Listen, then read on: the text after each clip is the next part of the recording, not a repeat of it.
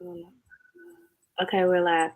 What's up, everybody? It's Bree Specific here with What's the Word TV, and I'm here with the lovely, the incredible, and not just gas you up because I met her yesterday.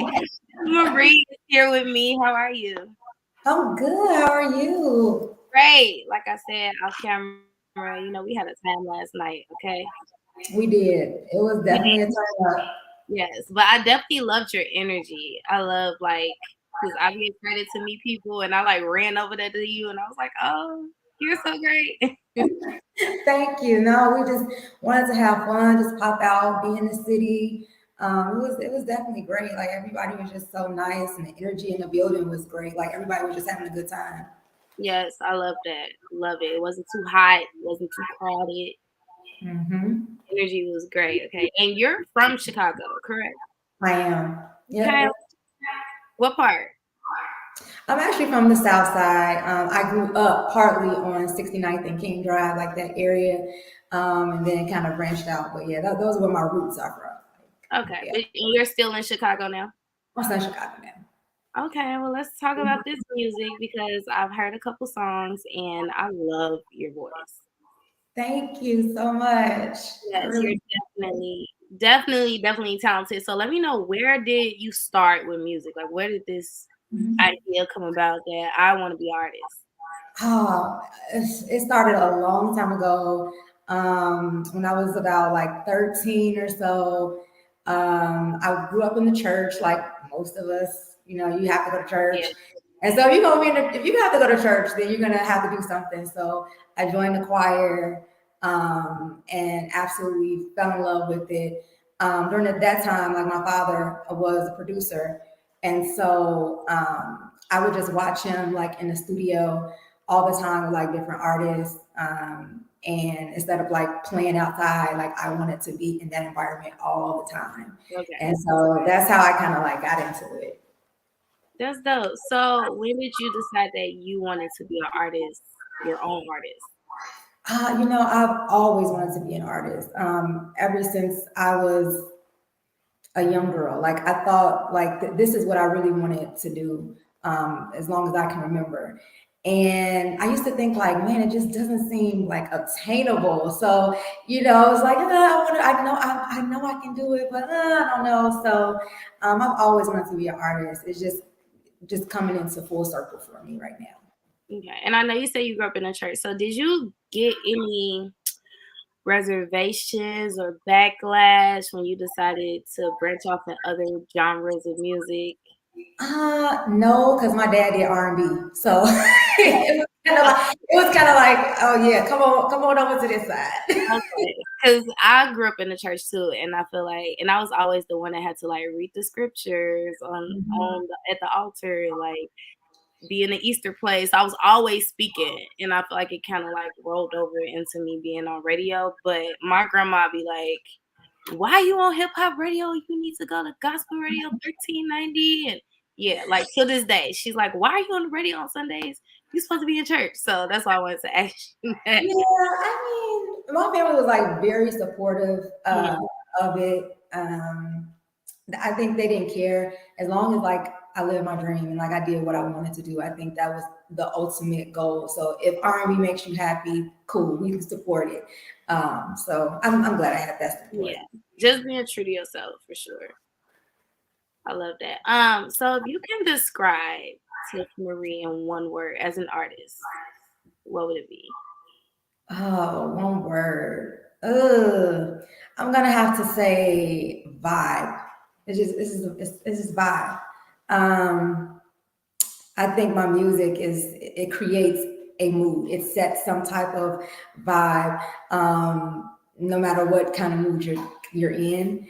Um, I would say like I have like this '90s flair, so it really, yeah, that would have to be like, yeah, a vibe. That's for Are sure.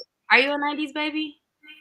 Yeah, I'm on the late cusp. I'm like real late, going into the going into the early '90s, but yeah, I'm in the late '80s.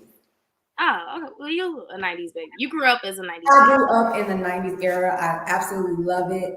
I wish I was older during that time because Hey, I say that all the time. I wish I did radio in the 90s, early 2000s area. Like, man.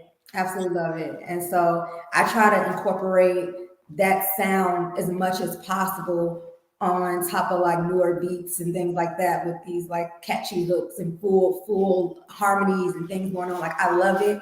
We know we can't get that era back, but it's We can nostalgia. definitely sprinkle Yeah. a little bit, Sprinkle just a reinvent little bit. Just sprinkle a little bit on it.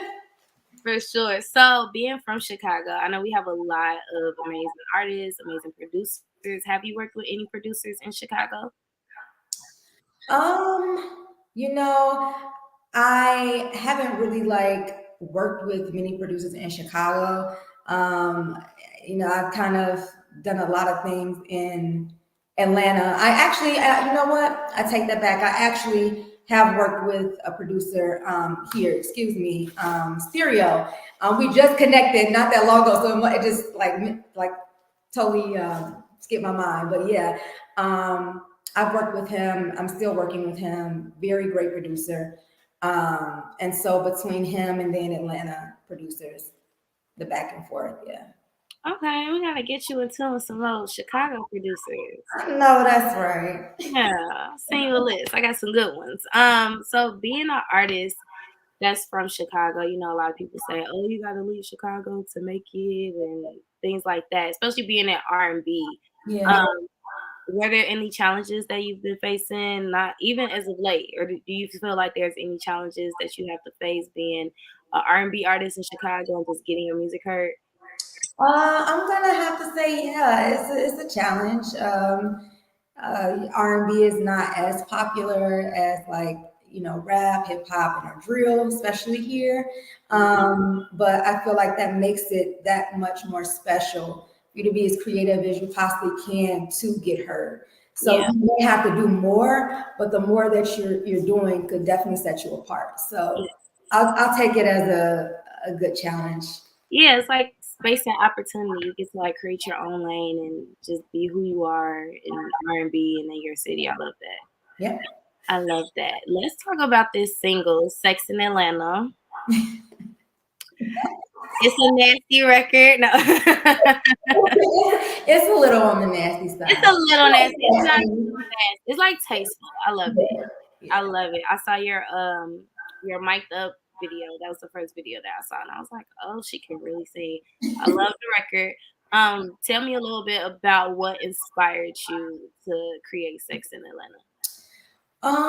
What inspired me? I was actually talking to my manager, and he was like, we always going back and forth to Atlanta, like we're always there, and every time I go, like when I'm like in the airport, get on the plane, it's always people going, but it's always for some type of, it's always a turn up, it's always fun, and so I wanted to kind of bring that to a record, like man, like we always out here, and every time we run across somebody, they here to have a good time. Yeah. So I wanted to kind of bring that feel to the record. So where does the sex part come in? Well, um, You do your big one on that song. I love it. I mean, you never know. When you go out of town, things happen, and especially if you go into a place where it's a turn up, sometimes you see somebody and maybe you may hit it off and have a good time. So that's kind of the whole concept around the record. Like, you going somewhere, you meet somebody and it's a turn up, and every time you go, you probably want to link up again. Okay, might want to tap in. Next time I'm in Atlanta, tap in. For sure. So, I was reading your EPK and something stuck out to me. You said, "I didn't learn to live until I thought that I died." Yeah. Where did that resonate from? So at some point in my life, like a few years ago, like around 2016, I had cancer, and yeah, it was a Mhm. pretty scary time. They weren't for sure of the outcome and things like that, so it really put things into perspective for me. Like man, like life is just really too short to play games. You know, and it just made me want to go harder. It made me want to like really tap into my purpose and what I wanted to do. And it's been 7 years, so I'm really blessed. Yes.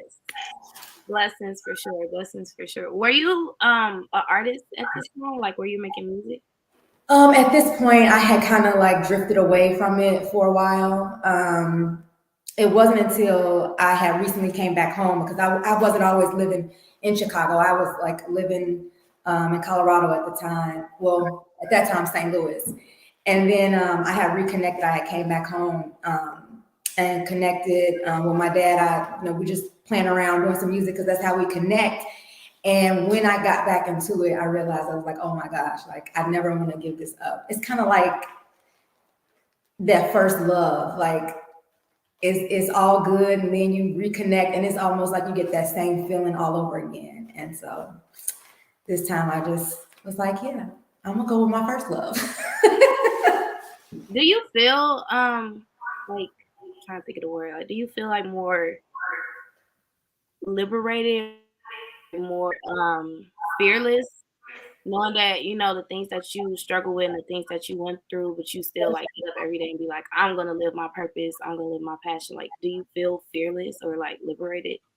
I do, because it allows me, like anytime I like feel like I can't do something or something's in my way, there's a roadblock. I can always pull from that experience. Like that was, excuse me, hell for me. So, I'm like, if I can get through that, I can do this. That's Yeah. a piece of cake. So if I keep that like that mindset, I feel like there should be nothing that can stop me. What was that moment when you like when it clicked? Like, I feel like I can fully just live my life, and you decided to get back. Like, what was that moment for you? That moment for me, I think, is when I was working on my EP. It was probably the first EP that I had worked on. Just kind of just get my feet wet. It was called Never Too Late, and that's the mindset that I was in. Like it's never too late to do what you want. It's never too late to do what you love. Like people, make changes all the time. And I'm able to take from all of those experiences when I was younger, the things I've gone through, and I can literally put them in my music in different ways. So I would say when I did my very first EP, Never Too Late, I felt like that was like the turning point for me, and more so like I'm going to actually do it, and I'm going to do it right and to the best of my ability and at the highest level I can possibly do it. I love that. Yes, I love that so much. I want to switch gears a little bit. So I do a segment called R&B, and I want to ask you a couple questions, going like relating to R&B songs. So I'm gonna ask you what's your favorite. I'm gonna give you a scenario. You just kind of a little bit and let me know what R&B song pops up in your head. Okay. Okay. All right. Don't be scared. You got this. Yeah. Okay. Okay. What's your favorite R&B song when you're in love? When I'm in love, Yeah. Are you when in love? I am. I love I'm that. I'm married. I love that for you. People do not be trying to get married these days. Yeah, well, I got married young, and it was the best decision I have ever made. I love that. So if I'm in love, oh Lord, and that's hard because we turn up. So let me see. I love the turn up too. Okay, it could be a teed up song. Oh, let me see. Okay, R&B song that's in like love. Hmm. Um, I would say Mary J. Blige.